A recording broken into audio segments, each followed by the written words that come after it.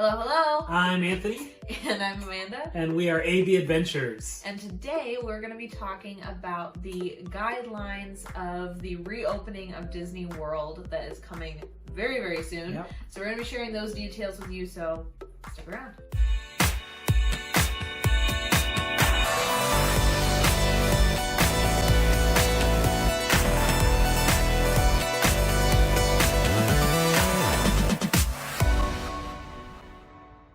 Welcome back, guys. So if you have not heard already, Magic Kingdom and Animal Kingdom are set to reopen July 11th of this year. Woohoo!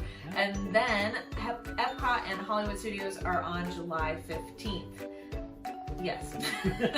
So we're going to be sharing the facts, the guidelines of what you need to know if you're planning to go this year. Because it's not going to be the same as it was. It's going to be completely different. Nope. So here's what Disney is doing. So we're just going to kind of break this down into two separate groups. One of them is what Disney is doing to help you feel comfortable as you're going, to really enhance some of the things that they're doing there. And then the other part is what you need to do as you're going in. Yeah.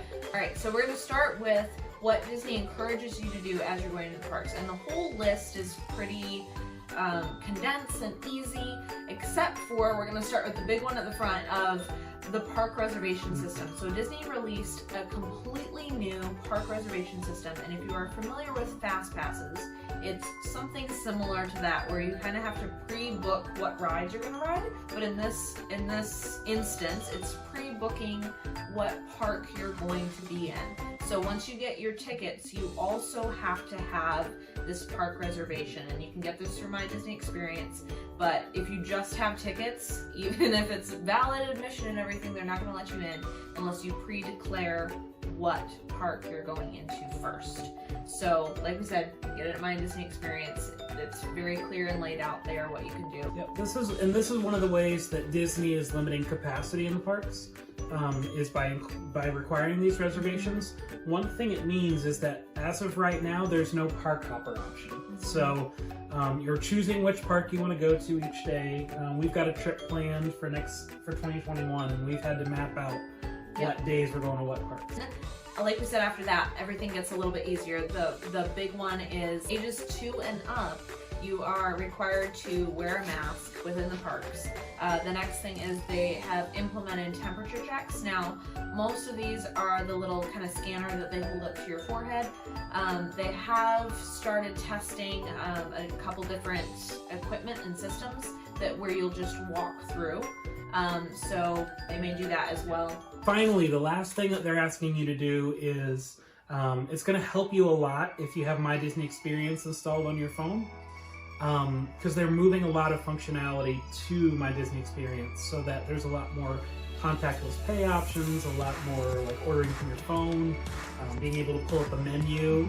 So we'll talk about all of those in just a second as we're going through what Disney is actually doing. But just so you know, you want to be really up to date on that app and having it available to you. Yeah. So now let's get into what Disney is doing. So that was a fairly simple list, aside from the park reservations, of what they're asking you to do. But what is Disney doing to keep you safe while you're in the parks? Yeah, the first one is enhanced cleaning. Mm-hmm. They have employed a lot of people who are continuously cleaning high-touch areas within the parks, on buses, on monorails, all of that. All the rides. They've really, really encouraged that. So cleaning, and then within your actual room, they're lessening the amount of people that are going to be coming into your room to clean, like mousekeeping. Yeah. Those kind of things, they're lessening that too, so there's less people coming in and touching the same things. Another detail on that is that they are cleaning off the actual rides too. Attractions, they'll go in and clean the rows on the roller coasters. They're going to clean the honey pot, who's honey pot, all that. So yeah, it'll be cleaned within the rides. They're going so far as to make trash cans no touch. They're removing, so like when you look at a trash can, the lid flips in. Yeah, the flat. They're removing the flap so that you can just throw your trash in there. Yep. So the next thing, like we mentioned before, is more capability in the My Disney Experience app. They're going to have a contactless payment capability, which I believe they've had before, like through the Magic Bands, but they're going to be adding that to the app itself. And they're going to encourage it too. They're going to try to ask, like, please don't use cash. Right, they're going to encourage that. Yep. And then also, I think this is really cool.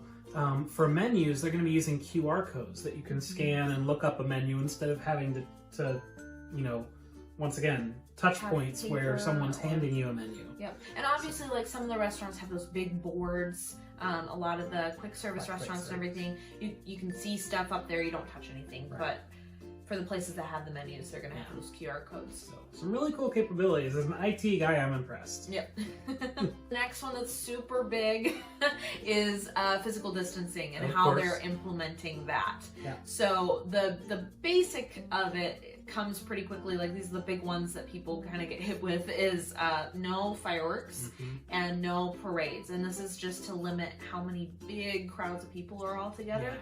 But they will have cavalcades come through, and those are really short, like mini parades that come through where there's some characters, you get to see them, but it's not going to be this big event. Any shows where there is a gathering of people, they're going to have designated places to stand to keep people physically distant. So they have like little boxes on the ground, and then tying into this to any lines, they'll show you where you can stand, where they recommend that you don't stand, so you keep that space between other groups. Yeah. And then with keeping space, the other one is they have designated a social distancing squad that will go around and just kindly ask you guys to, like, stand in that area that is for people to stand in, and then move out of the area that isn't. So there will be people that are just kind of making sure that everybody's staying safe and healthy. Kind of roaming. Yep. Last thing they're doing to promote social distancing is closing off some areas of rides, restaurants, buses, transit. But literally keeping rows, like on rides, for example, keeping rows between you and the next guests so that you can remain physically distant while riding the rides. Yeah. So like we said before, there will be people coming in and cleaning those rows, but they're still keeping that space between them, even though they're cleaning them. So there are the guidelines. That's when they reopen in a few weeks, that's what it's going to look like. All of this is on their website, and that's where they're going to be posting new information, honestly. So we'll have that down in the description below so you can see it. Anything that's new since we filmed this, which could be a lot. I mean, you never know. It's changing every day. It's always changing, so... Yeah, there you go, and we hope you have a great time if you're going this year and able to really experience Disney, even with all of these things. Let us know what it's like if you get there this year, or, when there are still these restrictions in place. Put a comment below. And don't forget to subscribe and like the video, and we will see you on the book plot. So long.